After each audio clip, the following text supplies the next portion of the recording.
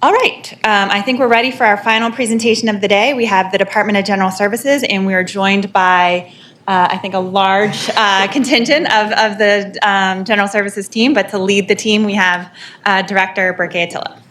Thank you, Sarah, and I appreciate for saving the best for the last. Yes. You're going to have to take that up with BDC. Do I really need to? So this is me moving forward, not Rayla, right? That's you. That's me. Okay, I see. All right. My name is Burke Attila, Department DGS Director. I have a lot of my people with me. I'd like to roll in deep because one day they might be the presenters for you. So I would like them to see and experience how it is. But I'm going to shout out a couple of my folks here today. So I'm going to start with my Deputy Director, Terrell Chesson. I have my Assistant Deputy Director of Operations, Great Steel from DOT, Kandil Abu Hakim. And I have my Chief of Capital Projects, Marwan Al-Karajat, and bunch of other support staff. And I have King Bennett hiding in the back. He's the Chief of Facilities. He's the one who tells me what's wrong on every building every day, so that Marwan tries to get money from you all to fix them. So that's, and then our CFO, one and only Matt Rappaport just walked in. So, all right, moving forward. So, Director Ryer had asked me that what did I do with my Titanic slide. I don't know if you all remember the one that we used in the past. And I'm just going to not show you, but I'm going to tell you that slide served the purpose in the past for showing that our awareness of something's coming up. And if we don't do something and stay in the course, that it'll lead to some sort of a disaster. And then this analogy, the disaster of that, we know the conditions of the facilities that we are entrusted, and we know what it takes to fix them. And we kind of know that if we don't do what is necessary, what's going to happen to those buildings. So that's the analogy that the Titanic is there. We all see it. We're going full steam ahead. And if we don't change course, we're going to hit it and then we're going to sink. So there are a couple of things that we need to do around. I'm going to save you time. And, you can all read our mission, our vision. But recently, we've gone through some organizational org chart. We have added new layers of a year or so worth of work with HR and fiscal office. Finally, we were able to add our new reporting layer. So we have an assistant deputy director, Mr. Lima, who is not with us here today. He's overseeing the administration. We have the special projects. That's Leslie Carter. And I already introduced you to Kandil Abu Hakim, who oversees our operations, which is related to this date because he oversees the facilities maintenance. He oversees, and I'm sorry, I forgot about Julia. Julia's here. Where's Julia? Julia Kalas, our superstar energy chief, and capital projects and fleet management. So all of them are part of the CIP budget, some shape or form. So our operating budget is mainly internal service funds because we are a chargeback agency. Whether our facilities management, we charge rent, and then with that rent, like a third-party property management services, we charge rent, fixed rent to our operating agencies that occupy our buildings, and then we in return provide services for them. In that rent, we charge a portion of a capital recovery surcharge, which is adequately low if you compare it to what a private building would charge, because surcharge of the capital is always part of the rent. As you know, if you're having a building, or you're in a part of an HOA, you need to put money in for future capital reserves to be able to do that. But it's not covering all that we need to do. And our fleet management works the same way. We work like a private shop. We turn wrenches, we calculate the hours, and we turn it into a chargeback rate. And in return, we bring revenue. With that revenue, we provide services. The only part that we get very little money from the general fund is our operating side on the Director's Office and Administration, our HR and fiscal. The rest of it either GO bonds or some grant funding or internal service funds. Our total budget is about $180 million. It's large. And our total full-time positions, although not fully funded, fully filled, they're 432. So we are a sizable agency. We're doing everything to support our sister agencies to do their jobs better. Last year, we're given $19.7 million, which is an improvement from the previous years. And improvement may look like $6 million over 12, but it represents a 50% to 40% increase in CIP. So we're very grateful for city administrator, the budget office, and especially the planning department for giving us additional monies to do whatever we do. And I know that they are given a very small slice of the pie, and that they do their best to give us a meaningful slice from that, and then we try to do our best with the given money.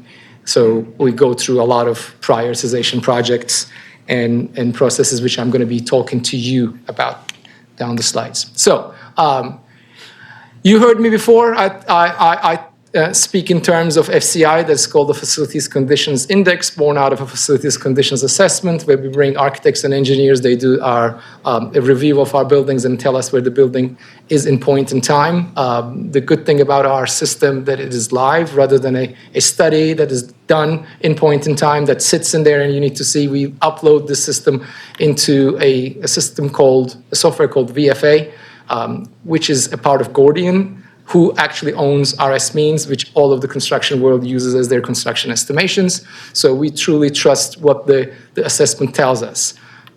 Just to refresh everybody's minds, that we have about 153 facilities, close to 5 million square feet of assessments have been done and completed over the years. This includes the downtown campus, all of our police and health department facilities, libraries, most, if not all, of our historic buildings, fire, and all of the mayor's office programs. And we have, working with the planning department, get the buy-in from sister agencies who might be dealing with facilities and capital projects to be part of that one system. So when we do like a long-term citywide analysis, that we don't have to go to different places. So the good news is that Rec and Parks is on board. They're getting their buildings in here. They don't need to go through us. They're going to be trained in the system so they can run their own operations and analysis. We're adding more DOT facilities, and especially DPW facilities are coming in with everything that is happening in the last couple of months with the security and safety related issues. So the industry says that normal maintenance range of an FCI is about 0 to 5%. And just a quick refresher, what that FCI means is the dollar value that you need to spend to bring the building into a good condition over the value of the building. I always use this example. If you have a car, Kelly book value is at $10,000, and then your mechanic tells you just like you need to spend $5,000 for this car to be on the road, that equate to an FCI of 50%, because 5,000 over 10. So that way, it will help you kind of conceptualize to see most of our facilities are in the range that is either orange or red. So we have 35 facilities, which we have the breakdown of what facilities in what group, so we can provide that later on if you want, but I don't want to give you that list to take time right now. But 35 of our facilities in the 50 to 65% range. That means just they are in a moderate to the comprehensive modernization. Any building that is just above that range, that needs to be demoed. And we have about 17 and 13 facilities actually go in that direction, which is the representation of the iceberg and the Titanic. And if we were to overimpose our last maybe 6-10 years of this FCI range, you will see that even though we're spending money and we're doing all we can, it is skewing towards right, meaning that we're spending less than the buildings need. So each year, whatever becomes an important replacement, total dollar value in our campus exceeds the dollar values that we are given. And this is nobody's fault, because the gap is $1 billion. And our entire city's capital program is like 80, and we're going for like an increase this year. And I believe Director Larson was presenting to you this morning, and then she has the intent to really ramp up the capital. That is wonderful news. However, we just still know that that is not going to be enough. So our job is to work across the aisle and then figure out, use our space better so we can contract. We don't need this much square footage to run our operations, especially with the modern technology, especially with the remote work, and the standards of the buildings have changed. These buildings that we operate in, I call them from a madman era, just the corner offices, right? Adjacent conference rooms, secretary rooms that are bigger than a collaboration room, and these are hard to break. You can't go in and renovate these spaces because if you have money to renovate, you should spend on fixing a roof. So it just never gets done that way. So it never gets prioritized. But we have, over the years, developed systems, which I'm going to get into. But I want to also show you this before I forget about it, because I told you that our general current condition of our FCI is at 51% as a campus. And I like that slide a lot, because it tells you if you continue to spend $20 million over a period of time, which we use about a 20-year timeline or a 10-year timeline, that you see that blue line, FCI, which is represented on the right side of the column, that it's creeping up, right? So $20 million a year, it's just definitely not enough. So if you continue to do that, things are gonna get worse, to a point that the building is gonna become uninhabitable. And when they become that way, it's just going to be much more costly for the city to then react to that. So that means that we need to move, we need to rent, we're going to be at the markets. It's going to be their advantage, right? Rather than us dictating, we are now in need of them, so they can really control the pricing. If we were to maintain the current FCI, meaning just like let's do everything that is just like the pool is the pool, but the new one comes up and an old one goes out, so we maintain the level. That requires about $100 million annualized. Again, 19 versus the $100 million we get. And if we want to drive the cumulative FCI of the campus to a manageable level of 20%, and it may not be even acceptable in the private, the 20%, that's going to require about $153 million a year for us to invest. So asking for more money is not the option or the only solution. So that means it needs to be combined with other things. So let's talk about what some of those other things before I get into the overview of the plans and the building capital budget.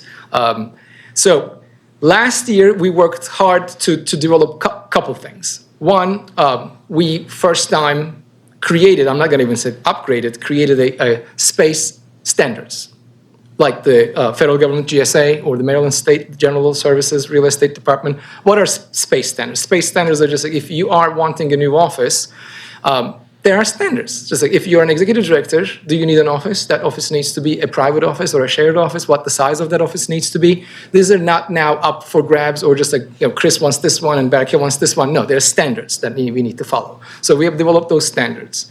And we also created a model that helps us do an intake within agency to look at their space needs to see if the current space actually indicative of the work that they do.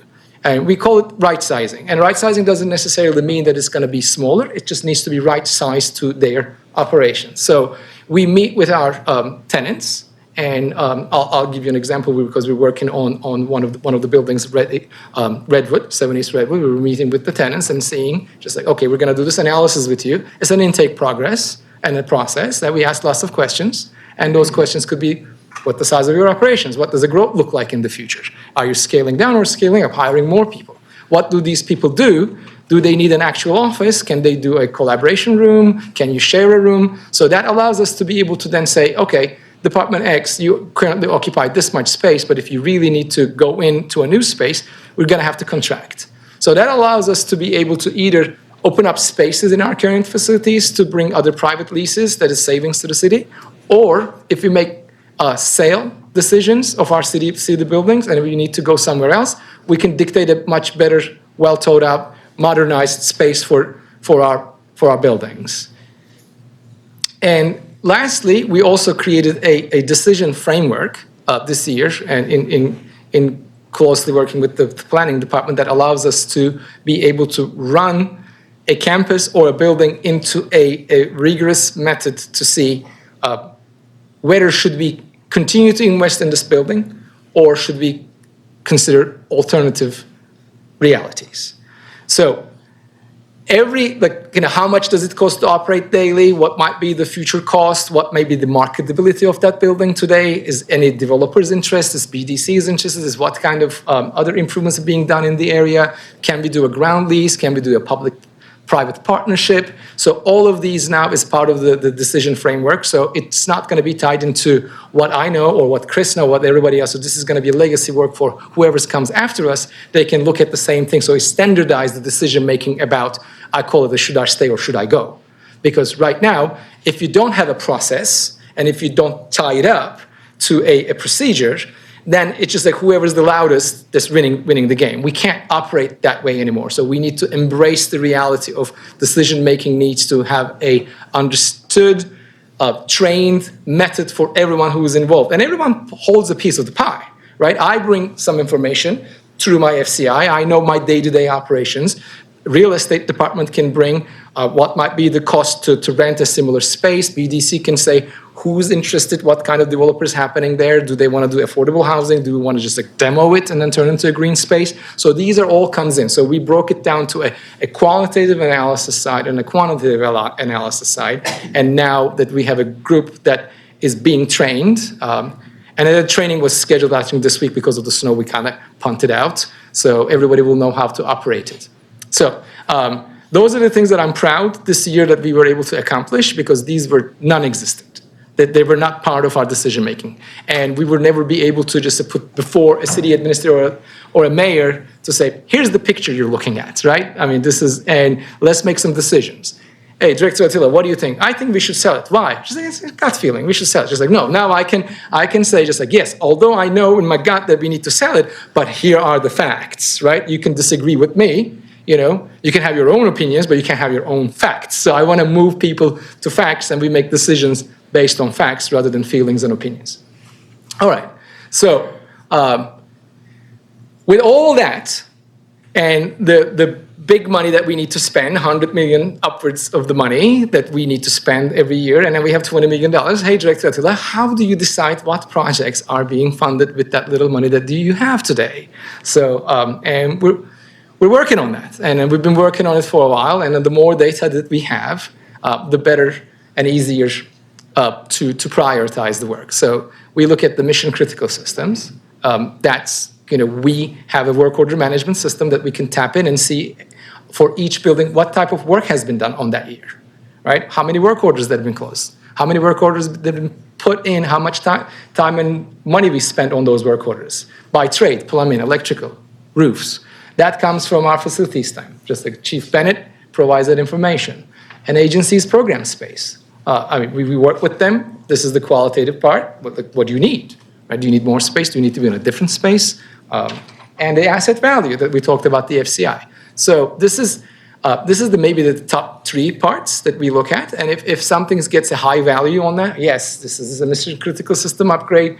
An agency is definitely needed because of a mandate. And then the asset value is at the point of X. So this gets prioritized over other things. However, I want to reiterate that we don't do these decisions in vacuum. We start the painting, and then we go to our sister agencies, whether that be health, whether that be fire, police department, and then we tell them, from what we see and our engagements with you over the years, we believe that these are the projects that we should give. And then we give them a chance to not only shuffle that deck, maybe also put other projects. So it's not one-way street that we tell them what we need to do, nor we just react to what they just ask. So we really close that gap. And my team has been doing an amazing job getting to the source early on, maybe around September, Chris. I don't know when you send those annoying emails to our sister agencies. I need your information. All that from September to here is to get that prioritization and get this presentation for you. So now the boring part of the presentation, and I'm going to turn it over to Marwan so he can a little bit brag about the recently completed construction projects and talk about what we're about to do, and I might come back. So Marwan, take it away. Thank you. Good afternoon. My name is Marwan Karajat. I'm the Chief of Capital Projects Division. This slide will go over a project that we just completed the construction. City Hall, exterior stone restoration. This project is 11 phases. It's listed here as completed. However, we still have 2 phases to complete. We're expecting those remaining 2 phases to be completed in October of this year. This project was about $15 million because of the $15 million combined of all phases because of limited budget that DGS receives every year. We had to phase this job over 11 phases. And we've been awarding each phase as money comes every year. Hey, the total project is coming below the funding. That's like a point we need to make. Of course. Usually stick You have to be on the mic. Mama, you can say. All right, let me go back. Am I losing it? All right, you're going wrong directions. Please. Go back. There you go. So to the director's point, this project was budgeted $17 million during the design phase, but when we advertised the job, we got a good competitive bid.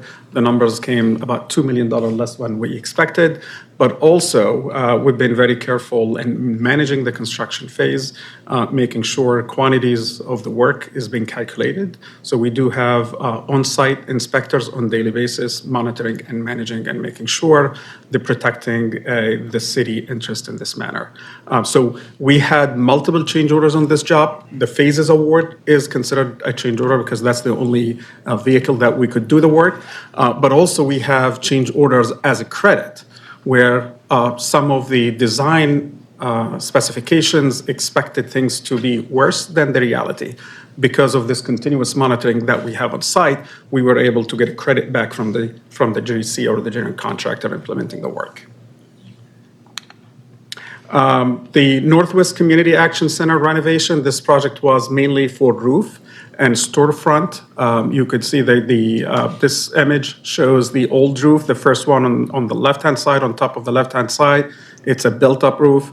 The conversion or the new roof is a TPO white roof, and it's energy efficient, and it's a lot easy to maintain. On the right-hand side, we're showing the storefront, where the facility experienced extensive leak in the past. So we replaced the roof, we replaced the storefront, and we made the building envelope tight. Again, this project was about $1.5 million budget. And most of the money were funded through ARPA. So in the past, we did have some capital fund allocated for this job, but was not enough.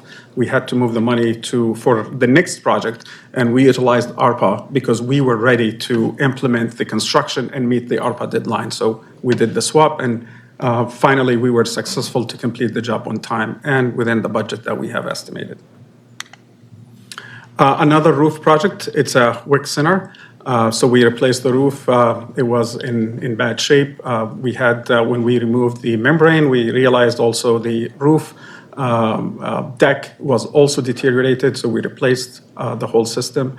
And this project was about $432,000. Mainly the funding source was GEO bonds.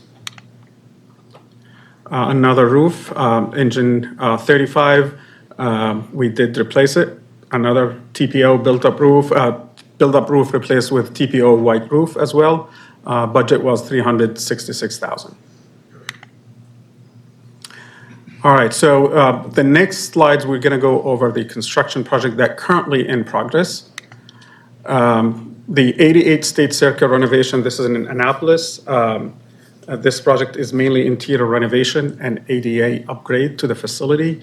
It was in desperate shape, and we realized this location is essential to the city to remain in Annapolis, and it's one of the projects that's going to be in the long-term portfolio of city assets.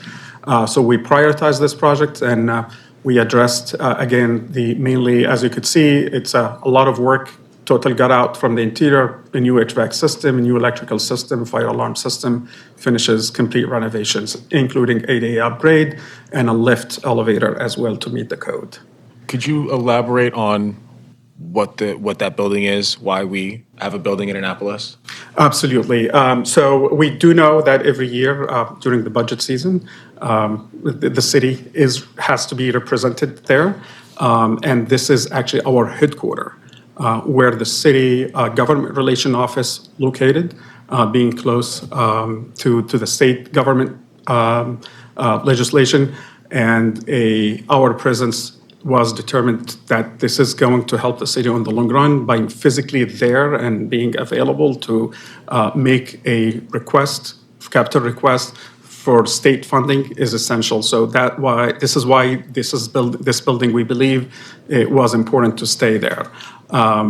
Again, this is another decision that not just DGS make about this, so we consult with the mayor's office, and the decision was made this building is going to remain within the city portfolio.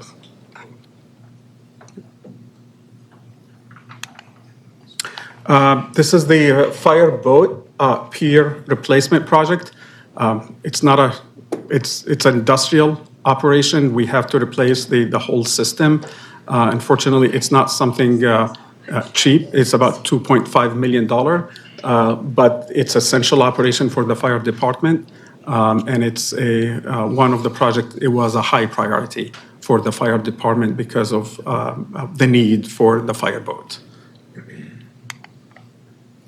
Another project that is about to complete, it's an HVAC, heating and cooling ventilation system for Council Harry Cummings building, the next door building.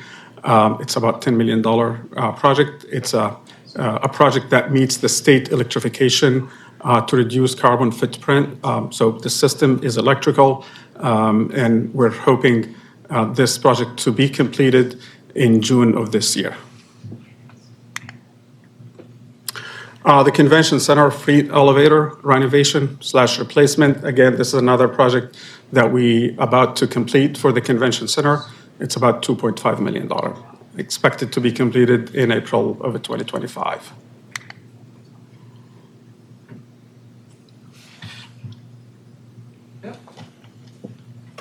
Okay. I'll turn it back to Mr. Chatila. Thank you, Marwan. So just for the fire pier, that, as you know, that we have the Regional Water Authority responsibility for the bay, working with the federal feds and the Coast Guard, and then that's from Fort McHenry. That's a point out. So it's a very important pier for the city to maintain. That's one of the reasons why that was a high priority for us, because we do the water rescue and any kind of response that comes out of there. Okay, so I've alluded to some of this early on. So the strategy for us obviously starts with the health and safety of our buildings. So anything that just is a problem for our citizens and our employees in our buildings, that's just going to rise up to the top. And unfortunately, most of the time, these are reactive, because when everything is a problem, nothing is a problem. So one thing becomes a real problem that we need to address, then we have to really do that. And I'll give you a great example of a project that's coming and cutting the line and getting funding, not through CIP, but we had to find alternative ways to do that, is that police HQ garage repairs. Because the structure of the garage was deteriorated, it led to a concrete slab fall. No one was injured, but that was the beginning of the work that we looked at it and say that, yes, we cannot continue to patch this work. We need to do significant upgrades, and the cost is high. As you would imagine, every time you're late to a repair, the cost is higher, because not only it is worse in conditions, but also inflationary adjustments that the later you get to it, you're going to pay much more. And so that's our number one goal, right? The health and safety. And we are now extending our help with working with the DPW facilities with the idea of health and safety being at the forefront of how we're gonna work those. That's why we have done 8 solid waste facilities, their facilities conditions assessment, so that when they put together their CIP, they can prioritize their dollars with the goal in mind of the health and the safety of our employees. And the systematic improvements are there, that we know that we're not at the stage of failure, but it needs to be improved. A good example would that be the EQ Cummings building HVAC repairs, that we know that it was going to be costly. And when you do those systematic improvements to the buildings, you need to be really careful, because you can't really unhouse the employees and send somewhere, so you need to be very critical. So you need to be doing it by floor and phase by phase, creating a swing space for everyone to be relocated while you're upgrading their floors, so it extends the time and money. But when you do that, obviously we have, including working closely with our energy office, that we're not just replacing something as is, but we're also putting the carbon emissions and our goals for not only electrification, but carbon offsets. So we try to pull in grants, we work with the state, we work with the federal government, try to get matches, and that helps us to be planned a bit more. And again, when we're doing the strategy, if there's any money on the table, we do not want to leave the match.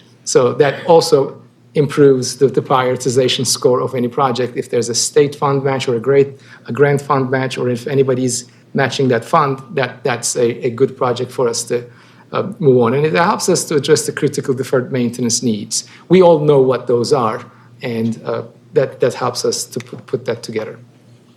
And we also look at the optimized resource allocation because we want to keep the immediate repairs in check, but we also need to look at how much money we're spending for the long term. And I'll use another analogy.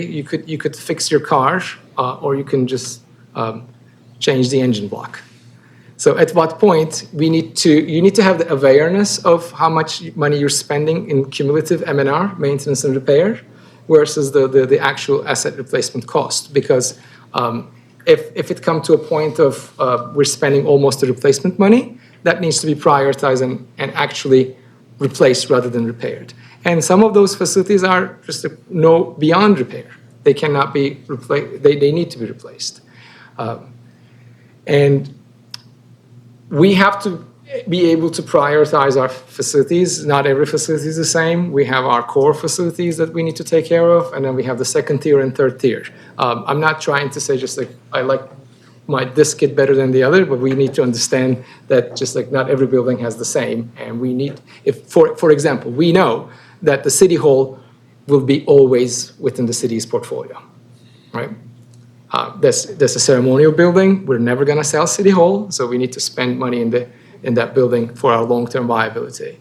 And what we're also looking at, I discussed the surplusing buildings and looking at the P3 opportunities. And I just want to come back and say that I have omitted our fellow partners in this work. I've mentioned Department of Planning, but I've failed to mention Mayor's Office of Infrastructure Development. They have been our partners in crime in developing this, strategizing about this, running these meetings, making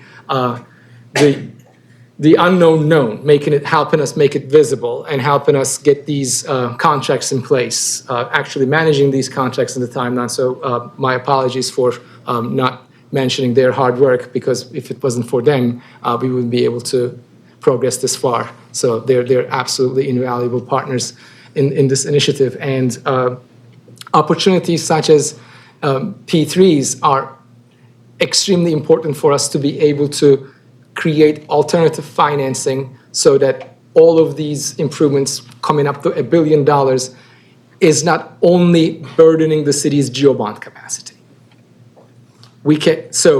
I remember Mr. Laurie and I, maybe years ago, we were talking about the P3 opportunities, and that was when the state DGS was doing the Seagirt, I believe. This is one of the biggest, the port P3s, and how impactful for us. The Howard County has done a deal with their courthouses. So there are many other alternatives in different types of P3s that are out there that new decision framework allows us to look into these in each individual way.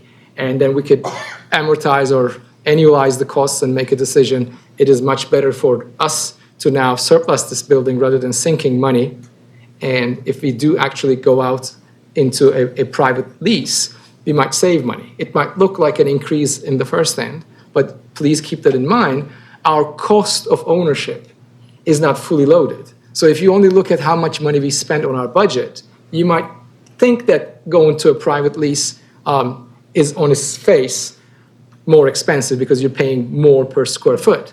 But keep this in mind. We know, I refer to it as a Mad Men era, right? We are in large spaces, and every cost is a two component: the square footage that you occupy and then the dollar that you pay for that square footage. Yes, I agree, because we go to private, we might pay more per square footage because it's going to have the fully baked cost in it. The dollars that is needed to improve the elevator when it fails, dollars that improve to HVAC systems when they fail. So they're going to pass those costs on to us. But what we can do is we can control the variable of the equation where we could demand for less square footage.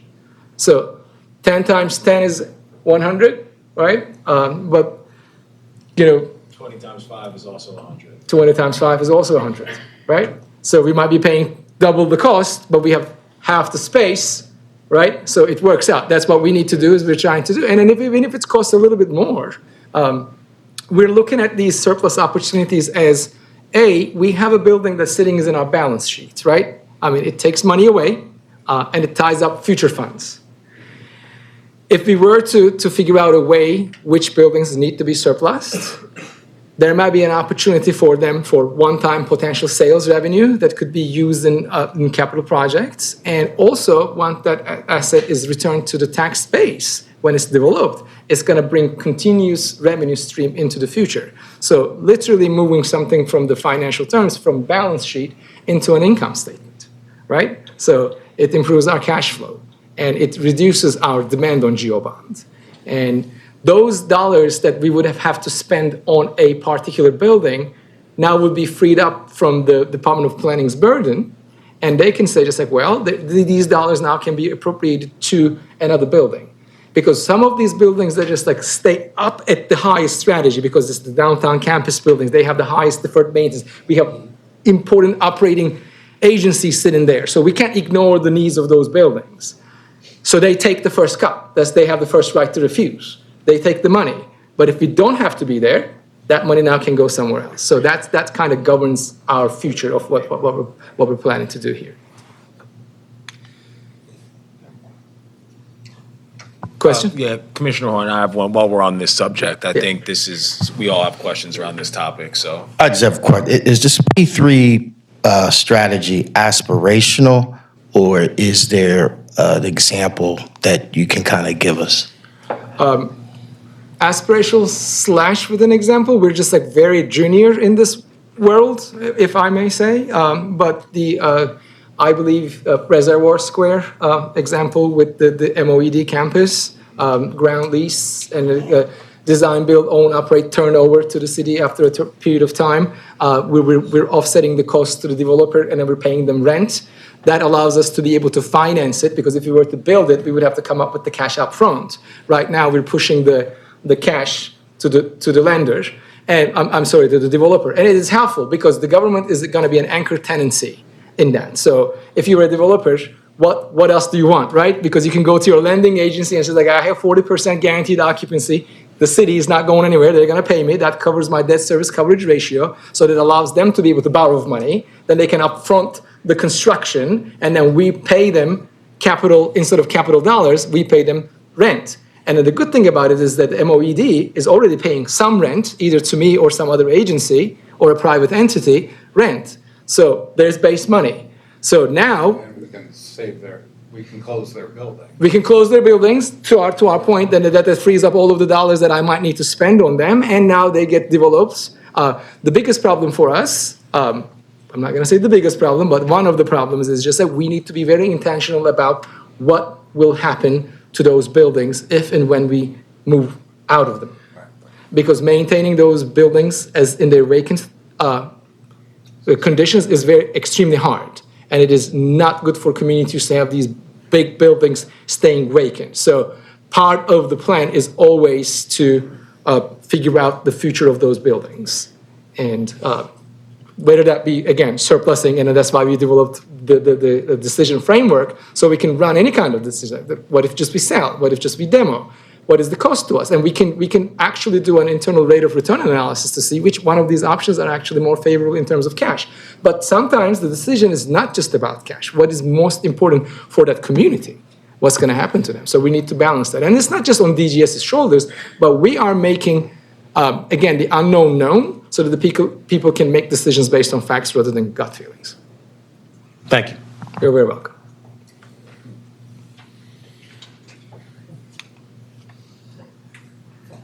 I think I'm going to turn it back to, so now we're venturing into our FY26 plan. But I want to stay for a second if you have any questions before we move into what we're going to do with our money next year. I guess my only question is, every year we talk about the cost of these old buildings and the fact that we have too much square footage and everything like you described. And you described, a decision-making framework so we can make data-based decisions and more effectively. And I think that that's important, and I'm encouraged to hear that we're moving in that direction. My question is, when will we be there so that we can start pushing some of these choices? So thank you for that question. I think next year, if I'm here presenting to you, I think we would have done some of those analyses because all of our tools are now developed and ready. So this past year was awareness of what's missing. We called the gap and an aspiration. We spent most of our time trying to fill that gap. So we have now at least the tools. Tools weren't ready for us in September to be able to inform at the level that we want for the capital projects that we do. But I just want to say this. These tools are not just going to inform my presentation to you. These tools are going to be used at the highest level with the city administrator, of Mayor's Office of Infrastructure Development, Planning and Finance to do a larger analysis. So I am confident that next time we're here, you will have some of those analysis informing the presentations. That is my promise. That's because we great. have the tools. We do have the tools. That's great. Thank you. You're very welcome. Director, do we have an idea, or we, as in you, your team, have an idea of these surplus buildings? So when we're considering CIP funding and saying this part here in Part 5 where you say defer major improvements, is that already part of your staff's thinking and ideas for, this building's probably going to be surplus in 3 to 5 years? Let's not do that. Yes. Okay. But I want to elaborate on that. So yes, to a degree, if the building, even though if it's going to be surplus, there is a public safety issue, right? Then we have to address it. So if it's deferrable or more deferrable by patching, then yes, we don't want to sink more money into a building that we might want to sell. One thing, if that building is not going to be demoed, that's a kind of like one of the analysis that we want to do. Investing in a building actually improves its value. So, and it's not always a clean cut 1 or 0, but we have had to make decisions this year about some of the portfolio assets that, I'm not going to name some of those buildings that we have Operation Building A out, right, that we call it, Operation Name the Building Out. And for those buildings, we took a different approach. So what if we sell it in 2 years? Does it make sense to just do this project there? So, well, yeah, to a point, absolutely it's in our forefront. But sometimes we might have to spend money because we can't let, the building fall on people. Yeah, you're welcome.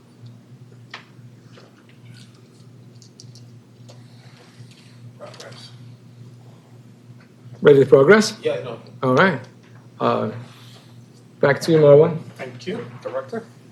All right, so this is basically, we're going to go over the FY26 project request summary. It's going to be short. Just to give you a heads up, our request for this year, it's cover only 6 projects. However, they are within the target of the $22 million. I'm going to skip the table and go straight to the pictures. And before I get to the pictures, I'll go to the map just to show you how these buildings are located within the city boundaries. Few projects downtown and about 3 projects between Northeast and the East Side. All right, so the first project is Harford Road Senior Center.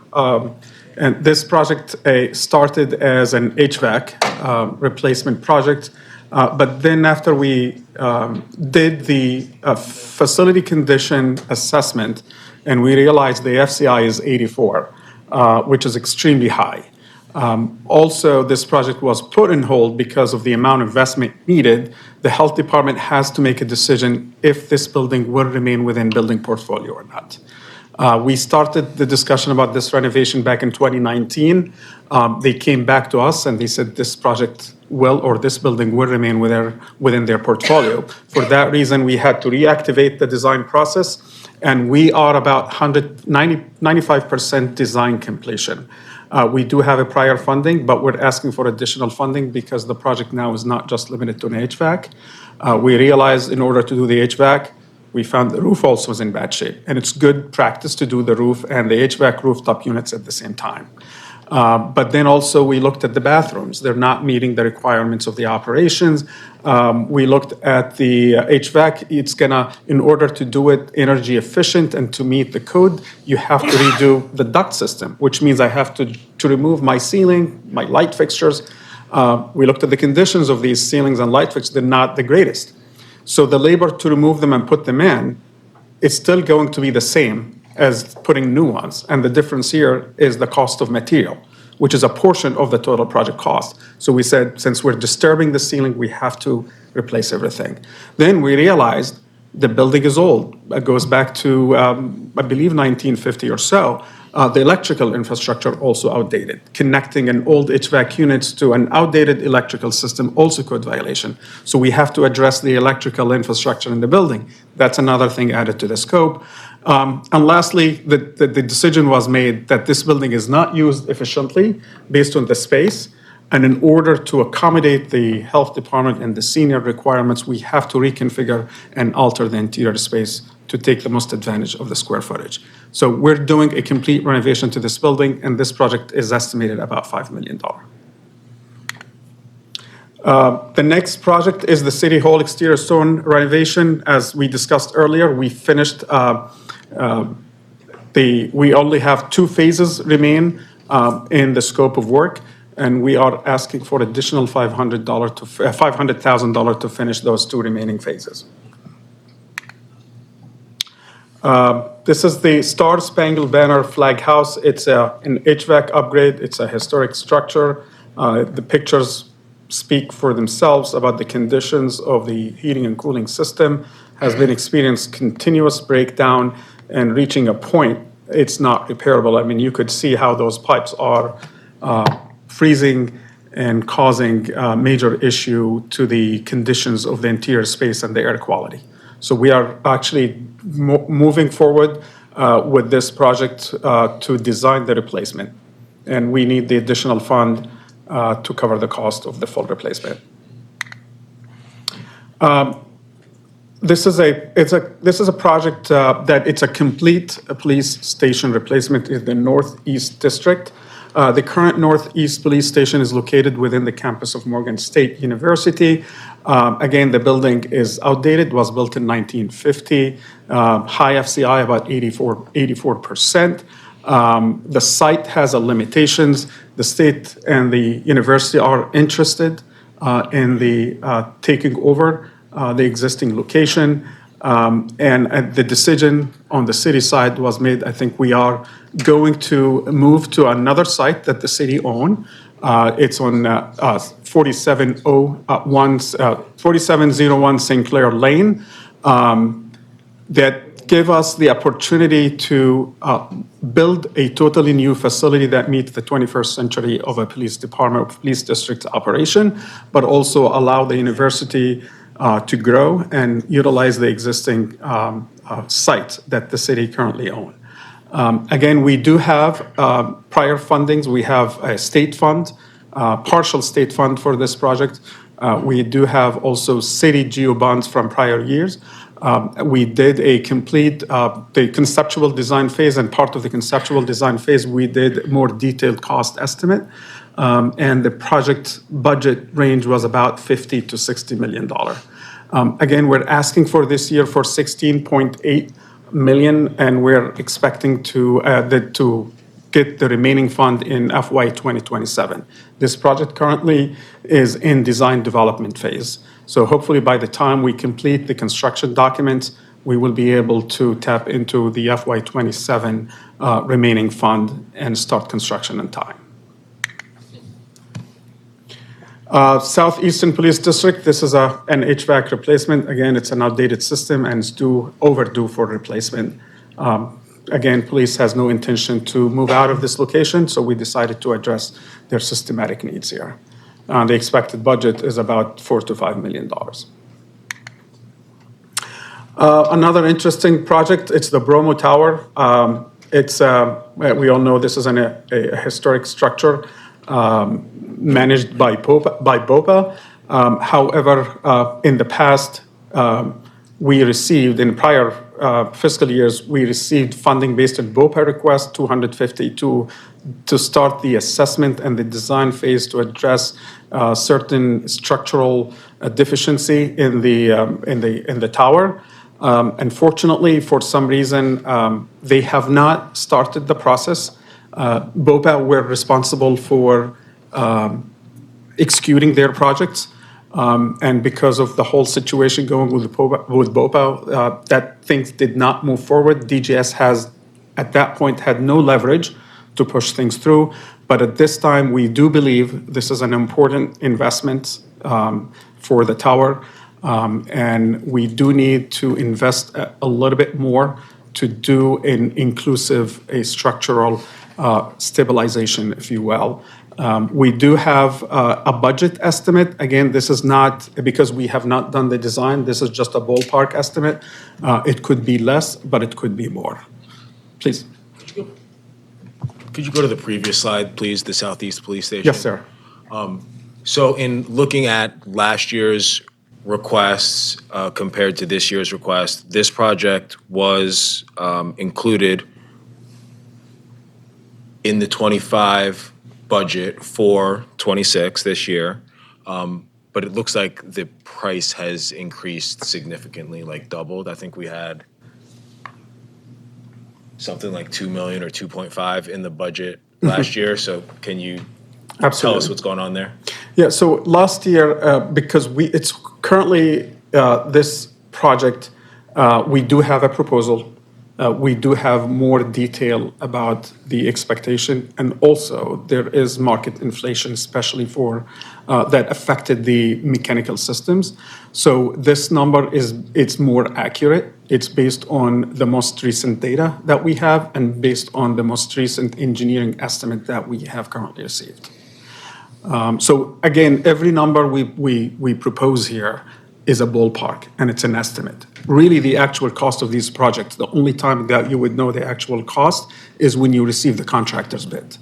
And we have realized, or we have seen, major deviation from what we have budgeted to what the actual bid, and it's driven by different factors: market inflation, supply, demand, all of that. Thank you. You're welcome. Can I add something? Please. So this is part of the city's capital procurement process. We need to make an estimation, and the bid goes out.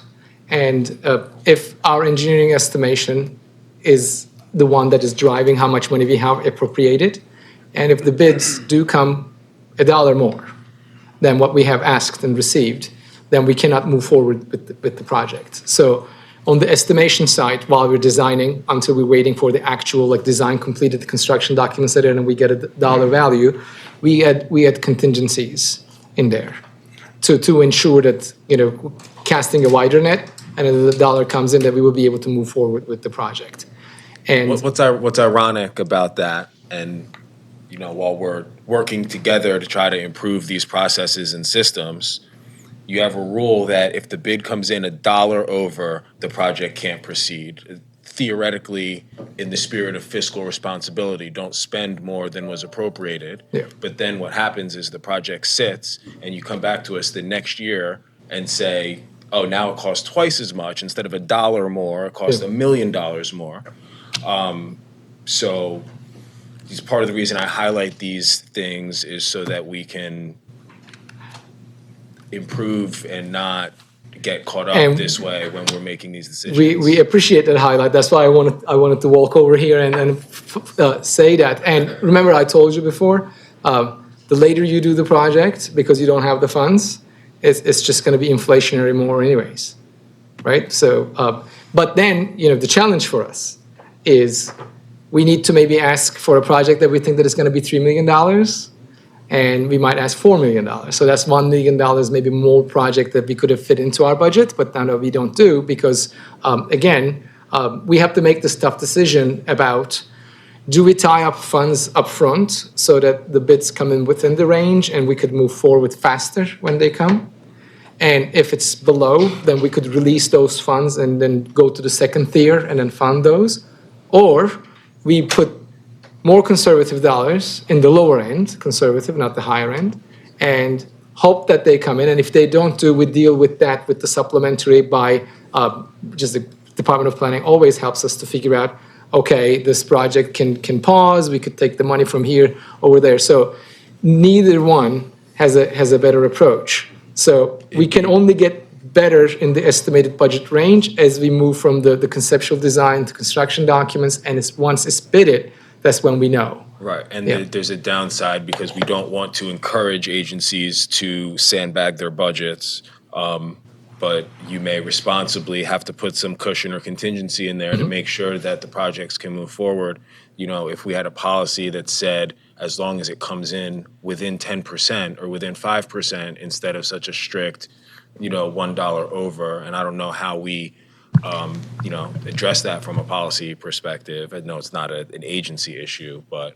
You can't award the bid unless you have the full funding. And so I think that's what the director is referring to. But you could transfer funds from another project. So City Hall ended up being less than was anticipated, and you can transfer funds that are surplus in that project to be able to have enough funds for this one. Now, if everything's coming in over, which is what we've generally been seeing, City Hall is somewhat of an exception, and that's exciting to hear, but then it becomes a challenge. And so then you have to pick one project that gets delayed, and everything is borrowing kind of from that project, and that project gets delayed a year.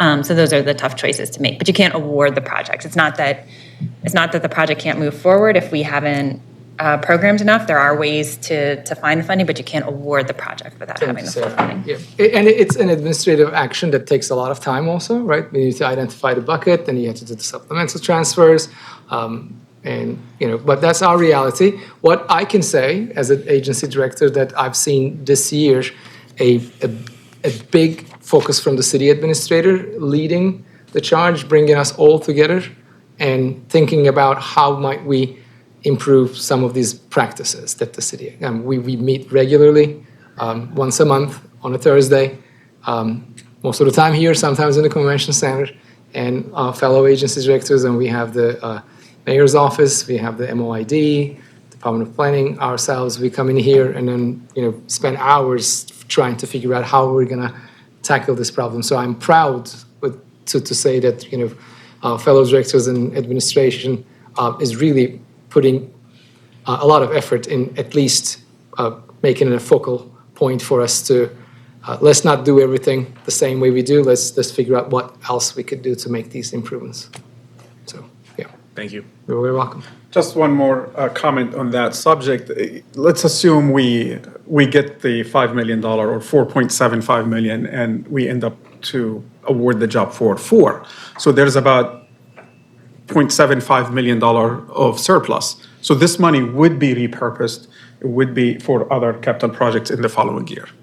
So it's not a lost opportunity. We can go back and repurpose the fund for other capital improvement projects. But it's good to be safe. To your point, if we're short, we cannot award. That means if the fund is not there, design becomes outdated, and if we're gonna wait for another year, and all of a sudden the code has changed on us, we need to go back to ground zero and start the design process for the second time. The idea that if you come in hopefully under budget and then there's a little bit of money that can be used next year for something else. Correct. Sounds simple enough, and I think that that's what we all hope for from a common sense perspective. Unfortunately, that's not always what we see, and I'm referring mostly to other agencies as opposed to DGS, and that's why we've been asking questions around transparency of those funds. Sticking with your proposal, for example, doesn't necessarily show us any variances from what we allocated last year and how much was spent, how much was saved. So that's why I ask some of these questions, but it's great to hear that feedback, so thank you. Thank you, sir. So we were asked to highlight additional priority projects above our target limit. Again, those only 2 projects that we highlighted because we know we're not going to get that much money. But those 2 projects are in the pipeline, especially Abel Woolman. We already in the design phase. we're about 60%, and we realized because of the need, the systematic upgrades needs in that building, also the requirements to meet the sustainability, the floodplain elevation requirements, it driven the project cost almost to twice what was estimated at the beginning of the conceptual design. Again, after discussion with planning department, we realized this project may not fit within the CIP 6-year cycle and potentially could be another P3 opportunity. So we kind of deferred the funding request for Able Wilming to outer years, hoping during this time, from now till outer years come, that the city will have some kind of understanding if this project has to go, what path it's going to take in terms of funding. Is it going to rely in GU bonds, or is it going to be another alternative funding sources? And we kind of pushed the money toward the 6 project that we talked about earlier about in terms of priority. The Northwest District, that's another police department station that was supposed to be replaced as well, similar to the Northeast. But we do have funding to do the design. However, there is no clear path for construction budget yet. And for that reason, the decision was made, we cannot keep going with design and then shelve it at the end and lose, $3 million, whatever the design fees are, unless we do have a clear path about funding to implement and execute the construction phase. I don't think it's a wise investment to move forward with the design. So we put this project on hold until we get a better understanding about funding going forward.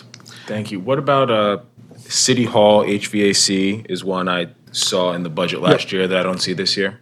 It is in the CIP request in outer years. However, the reason why we pushed that out, because we are in the early conceptual design phase, and we're doing a complete assessment so we can avoid the surprises that we have in Able Wilming building. This is another large-scale building where replacing the HVAC and the fire alarm may not be just limited to those 2 systems. So we want to do a better understanding of the conditions of other system and the impact of those 2 systems we talked about on the other system, and what would be the actual cost, if you will, would be. So you will see this is coming next year in our CIP request. We will have a better understanding what the budget need to be, and it would be on the list for sure. Thank you. Thank you.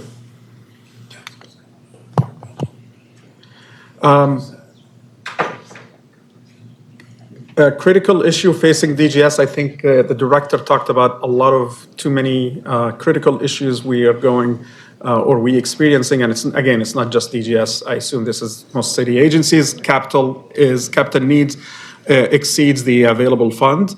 And as you noticed, most of our approach on some of these projects are a kind of piecemeal approach, more systematic rather than more a comprehensive, complete renovation and upgrade to these buildings to bring the FCI to an acceptable level. But to get to that point, you need a certainly different approach in funding, and we need the $150 million annually for the next 10 years in order to do more inclusive, comprehensive approach. So for that reason, we continue to do this kind of approach. It's a piecemeal, again, based on what we can afford.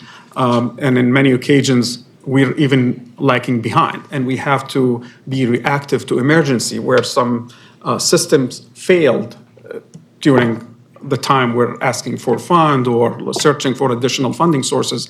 And now we have to address them because we cannot afford to shut down the building. So we have examples of that. I'm not going to go into details, but again, this is one of the major challenges that facing DGS and I'm assuming other agencies here. Market inflation, as you all know, we experienced this post-COVID. The cost of construction in some occasion had tripled what used to be before COVID. Again, the state of facilities, you've seen the backlog, the deferred maintenance. We were talking about $1.2 billion of deferred maintenance in our building portfolio of 153 buildings. That's a major challenge to us as well. And by not doing enough and not getting the fund that we need to address the deferred maintenance, this is going to lead to certainly to increased backlog. And we've seen one of the slides where the funding scenarios affecting how the portfolio and the condition of these buildings going to. So if we're going to continue to 20, our FCI would be skyrocketed, and we always going to be behind, and we're never going to be able to catch up.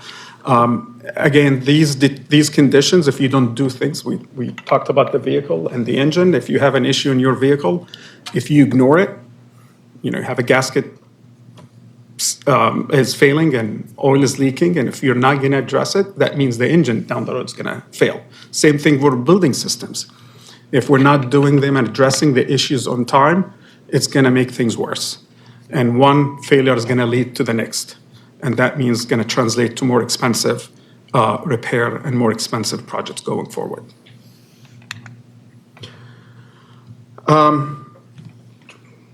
Yeah, sure. Yeah. I will pass back to the director. Thinks you love this slide. No, this is a kind of bit of a repeat, so I don't want to talk at you. We talked about changing the funding paradigm, using more data. We know that we need to pancake this accordion. We cannot just ask for more money. We need to change the composition of the buildings that we're asking for more money.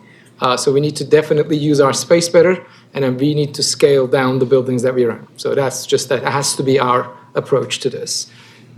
Just asking for more money to feed into the same campus it's not correct. We know that. Director Ryer and we see eye to eye on that, and we wanted to lean on the technological improvements. The way in which we work, where we work, and how we work has changed after the pandemic.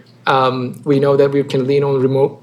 That just alone allows us to actually use the space more efficiently, and we could go to commercial downtown space, 30% vacancy, highest, that we could be a good customer and demand, and we could go into the P3 possibilities of those buildings, maybe demo, and we can come back when they build back with a government anchor tenant, and we get out of the private to occupy there, and that's free of geo bond. But there are ways to do it.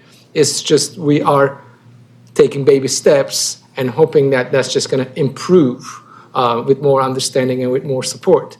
And the more we do these projects, smaller ones, we're going to be more encouraged and informed about doing larger, better, bigger projects. So that's what we see in the long term. Changing the funding, adding some alternative financing to it, shed some portfolio, and change the composition. All the while, try to still react to what's failing and ensure that they don't take most of the money, so that we still have something proactive rather than entire portfolio of CIPs reactive.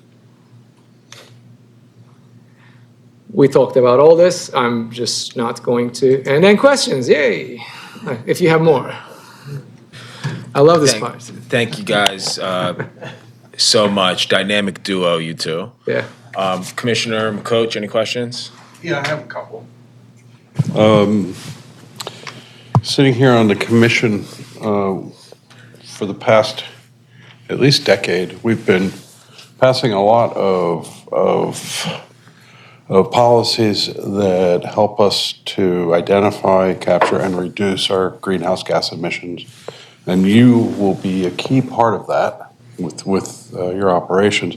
I was wondering, it would seem to me that your organization would be the organization that would capture that data. And I guess then, do you tabulate that, or do you pass that on to the Office of Sustainability? Oh, that's a wonderful question, and I have a great answer for you. And so one thing, I think the very first thing that I've done as the new director for the DGS, I've given the Energy Office's own sovereignty, because it was part of the capital projects. There was nothing wrong with that, but Energy Office was only tied into building rated capital and design. But the zero emission and then carbon offsets has much more than that, right? There's the vehicles, there's the building energy performance standards, the grants, and Julia Kayla is our chief, and I will invite her for additional detail. But what we have done, that number one thing that we started creating a benchmarking tool with the Energy Cap for the Energy Star buildings, likewise government and whatnot, so that's democratized. We have consolidate the energy billing and management in DGS rather than the bills would have gone to the city's payroll department and they would have no idea if the bill is correct or there is just like an incredible spike in the usage or we did not get the renewal credits that we need to get. So now Julia's office is managing that entirety. We already started to get like savings from catching errors. This is a small part. She's done an extremely great job in hunting and finding and bringing grants. I don't know, Julia, where are we? And to come closer in terms of dollars. I would say approximately 4 million for EVs that we secured in the last Yeah. year, and then we brought in about $1 million from the state. How about for the $20 buildings. million from the Oh, yes. Yeah, just, We're I'm just, finalizing negotiations Yeah. on a federal grant for $20 Yeah. million in partnership with planning and DHCD on building energy code. Yeah, so from zero grants in terms of energy transformation and having no idea where is our energy being spent to fully being able to benchmark our building's operations to the Energy Cap and the Energy Star is a democratized free database. If you can upload your information into it, it will tell you how your buildings are doing comparatively, likewise buildings private and otherwise. So that's wonderful. That tells us a lot about which buildings are working. So we're investing in building automation systems. We're constantly nagging and asking for more money from the finance department because the more we know how our buildings are doing, the better engagement we are. And if we get into like a level of detail about what happens if we start building, so let's say our buildings start at 7:30 and we start heating them or cooling them around 6:30. Right. What happens if we do it at 7? What if we do it at 5 and then stop so that we don't do it in peak hours? So these are all of the modeling that we could do and Julia's team can look at right now and inform our facilities team as well as the capital projects team. So any type of improvement that we do, now Julia's office is there trying to find matches from different funds. And we know that the state has passed the building energy performance standards. Right. So we know that's our future. Yes. So everything that we're planning into the future, we don't want to just like replace an old system with a likewise system. If something is being replaced, we're putting heat pumps, VRFs, electrification. All of that is being done, well done actually by Julia and her team. She's done an amazing job. She's bringing a lot of money and took a lot of responsibility that no one asked for her to do. But we're just like reaping the benefits of her good work. Great, okay. Question 2, real quick. We heard regularly through the last year from other agencies who are struggling with changing standards and escalation. Labor rates, materials. Yes. That's not going away. And I would presume 3 years after the pandemic, you would be able to predict labor rates much more effectively than you might have been a couple of years ago. So I'm just wondering, how are you handling escalation and how do you handle, contingencies in your budgets? And are you really credibly documenting, using real multipliers? Or are you finding yourselves surprised by bids? So I think for the first couple of years during pandemic and then maybe like a year after or so, it was an incredible surprise. We were way off because of, there were multiple factors, right? Labor market was hot, the salaries are going, supply chains were clogged, and the material cost was going up. And at the same time, with the federal government putting infrastructure bill, funding the construction, although the construction companies were not hungry. So that was kind of created a perfect storm for us to be able to, they were not looking for jobs. There was a lot of money there, and then that allowed the people to be able to just like put those escalation rates in, but the state and local governments got hit worse.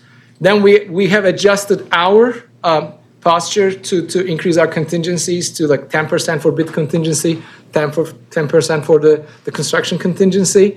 And we've now recently started seeing stabilization of the escalation in a better rates, right? To a certain extent, correct. But just to add to the contingencies that we add to these projects, and now we have a better historical data to rely on, we start also looking for alternative procurement options. And we had a real example where we saved about $2 million on a single job by searching or seeking an alternative procurement option, City Hall roof replacement. This is not an easy job, including the dome restoration, scaffolding cost alone in millions of dollars. So we advertised this job as a public bid, and it was about $13.5 million the bid, which is almost $5 million above what we have estimated in the Before engineering. bid, yeah. Before bid. Yeah. Again, we started the design before even COVID. The number was not where it needs to be. Again, it was a learning curve for us and for our engineering consultants. Luckily, we do have budget in the, enough budget to cover about, I believe, $12 million. So we went to the state and we decided to piggyback on their Gordian agreement. This is a kind of a contract, they call it JUC. JOC, if you're JOC. doing job order contracting. Yep, using Gordian catalog pricing. So everything in that agreement has been priced up front. So there's no surprise. It's an open book pricing. Competitively bid. Exactly.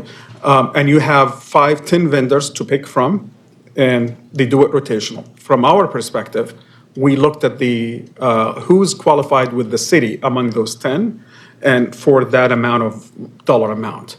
And fortunately, there was one. Unfortunately, it's only one, but there was one. Yeah. Okay, that one was below the budget that we have available. We were able to award the job, and the job currently is going into construction phase. Take this, it's wonderful. Thank you.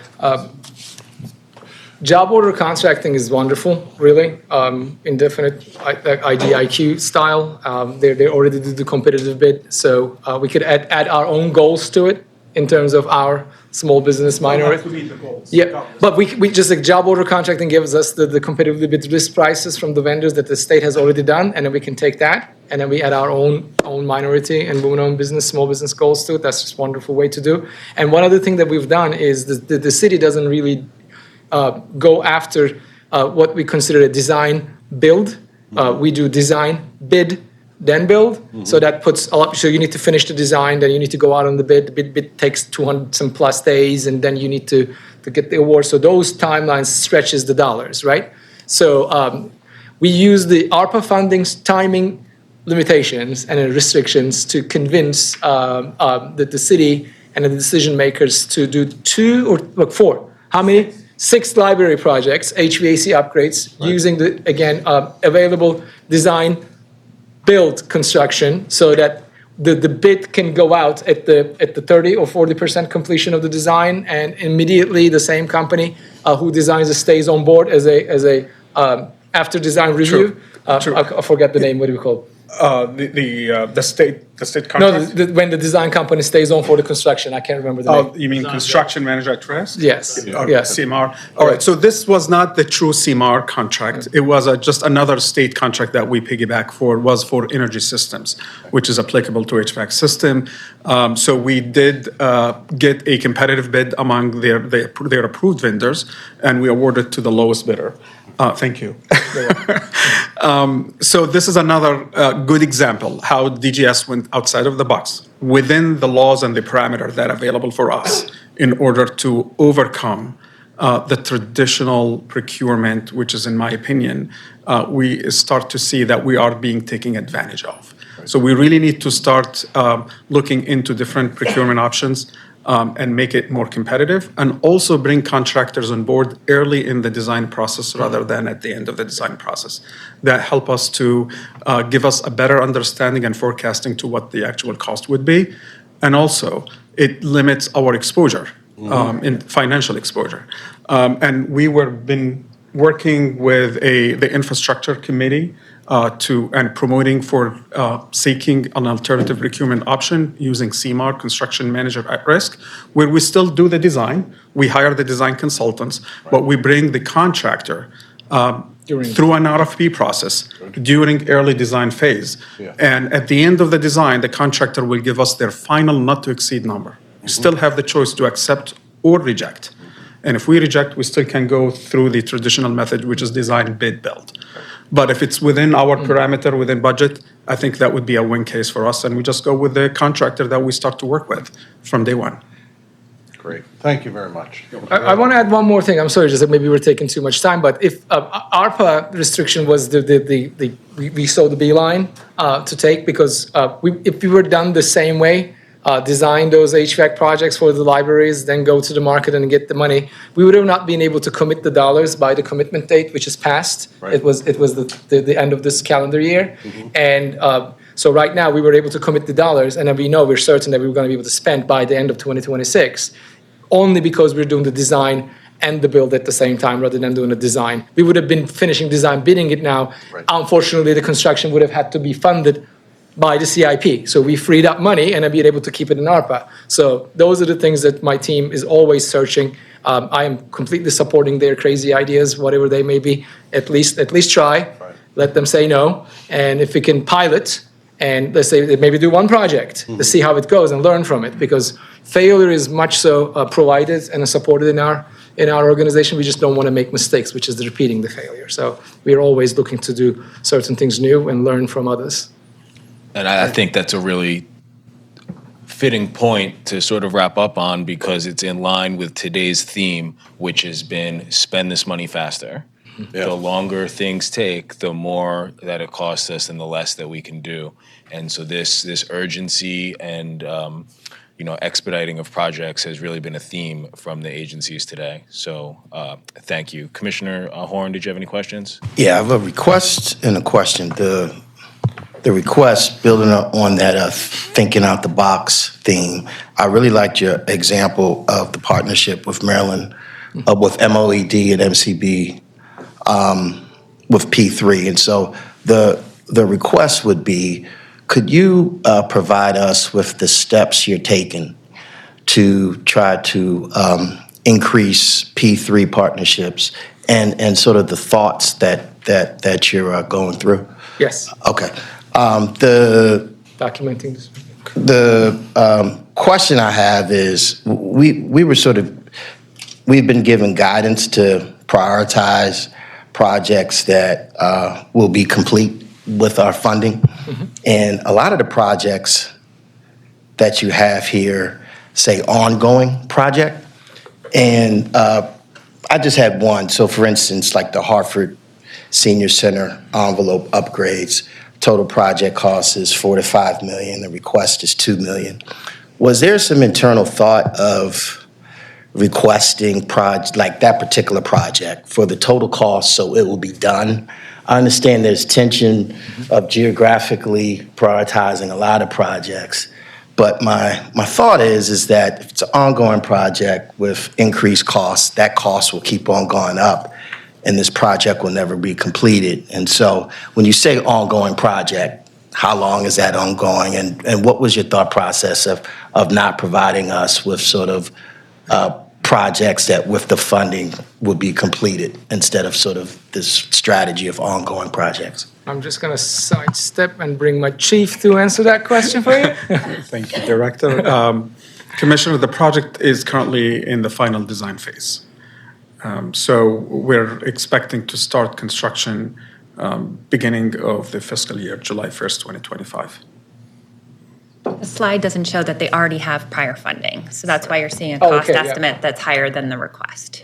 Is that, I think is maybe the confusion. Yeah, okay, so that's a good point because prior to, we were allowed to, I don't want to call it piecemeal because we would say it's going to take multiple fiscal years to get it done because of the pace of the procurement and then how long it takes.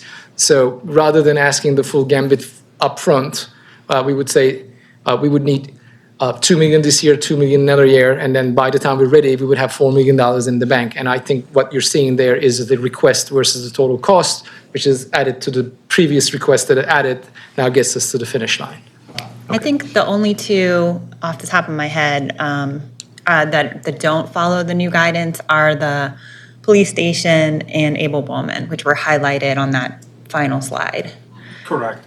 And Extreme high values, this is. Yes, yeah. projects that are extremely expensive and would exceed the total amount for a single fiscal There year. will not be any other capital funding for other agencies if we do that in one time. Yeah, Thank you. you're welcome.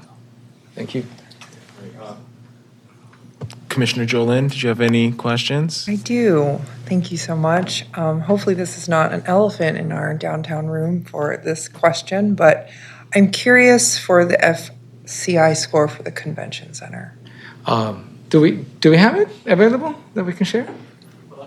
No, we've not assessed that building because it sits You have to speak on the mic. outside our- Okay, so what I'm saying, just like so I'm hearing from that the convention center hasn't been assessed by us, but we can talk to Executive Director Mike Campbell and see if they're interested in us doing the assessment for them. Usually the convention centers are, and then historical properties are kind of hard to value, but we can still put a deferred maintenance request for the building. The reason why I asked that is because looking at the next 6 years projected for CIP funding for the convention, this year's only 200,000. Yeah. And then in the next 6 years, it's totaling maybe 25 million. It's a big question mark of like, what is happening with the convention center? So are these projected Band-Aids, or this needs to happen, or this is like, if nobody makes a plan for the convention center, this is what we have to do? That's where I'm sitting in these questions for the convention specifically.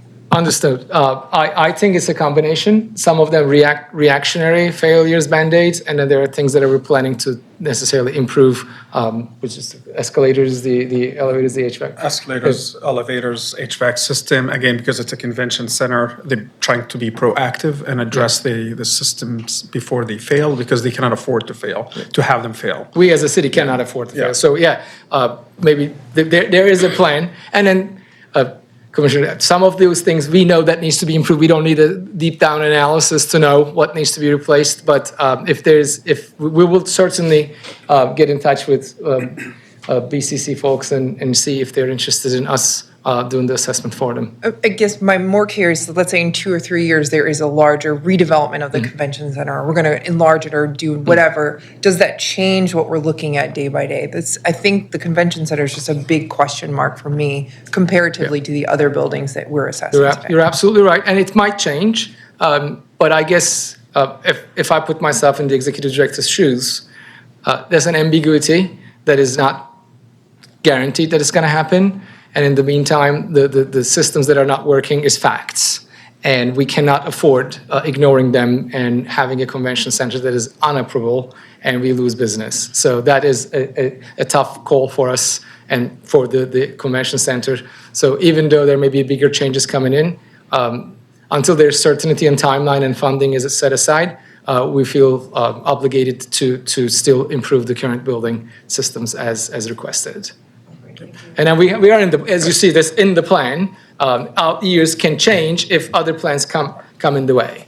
And just to your point, the many improvements in the convention center were put on hold because the future plans and the discussion that took place a few years ago under different administration, where the east side would be demolished and rebuild a new convention center. So the cost to rebuild or build a convention center to the city, it was above and beyond what the city could afford. So the city realized the fact that this is not something going to happen, and we need to reinvest back into the existing facility. Because of the deferred maintenance and holding the capital improvement in this facility specifically, last year the convention center experienced failing of two of their elevators, and they had to pay back the vendors for not providing elevators. So we lost. Not just we lost the revenue, but we also had to pay back the vendor for their cost as well, because the elevators are not functional. So it means they cannot do their business. We can't afford, Yeah. So for that reason, I think we just this is the cost of doing business. I think we need to continue to do these systematic upgrades until we have a better picture where the city going to be. Thank you. Commissioner Curtis? I don't have any questions. Thank you. All right. And I don't have any further questions. Is there anyone from the audience that has a question for DGS or anyone online?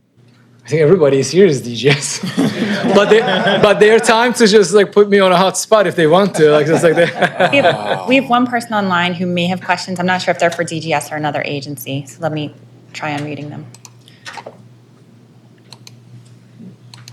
Got him on camera. Yeah. Recording. Carolyn, you're unmuted if you want to go ahead. Okay, so my question is not really for general services, but I've been on all day and I had a question for Rex and Parks, but since they're not there now, may I ask another question and it only take a second? By all means, ma'am.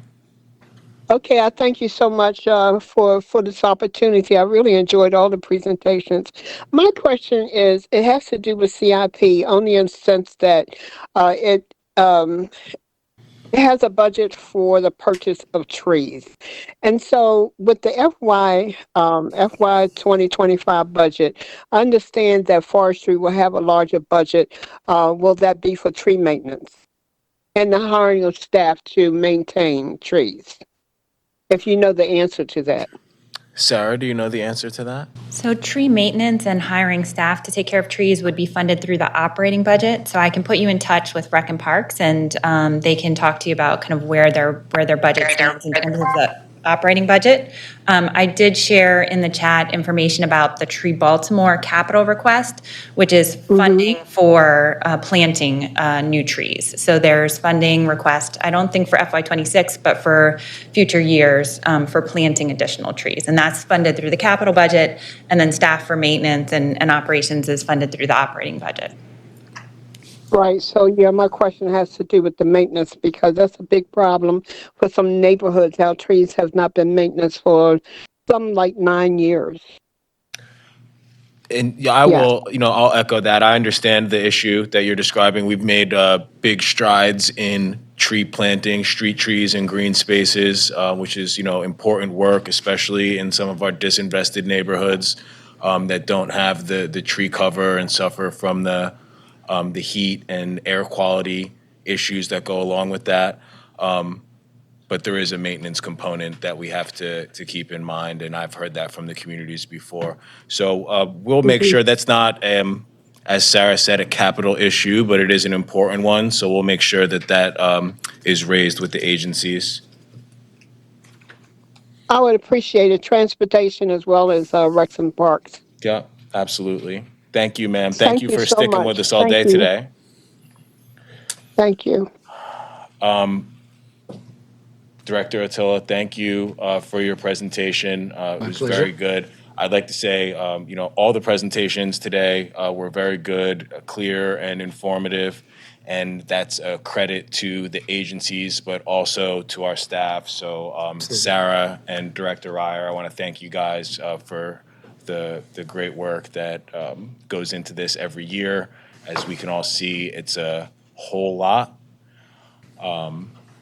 But thank you, and we will be following up with the staff and with the agencies over the next couple months before we see you again in February. I do want to encourage the commission to review the summary document that staff provided today. I did not see it on the WIC site, by the way, but whenever we get that, it's a really great document. Take a deep dive. Get your questions over to Sarah and Director Ryer, in the next 4 weeks or so that we can come back to the agencies with some great feedback and good questions. Any other comments before we adjourn? Director? All right. Well, with that, thank you, everyone. Thank you very much.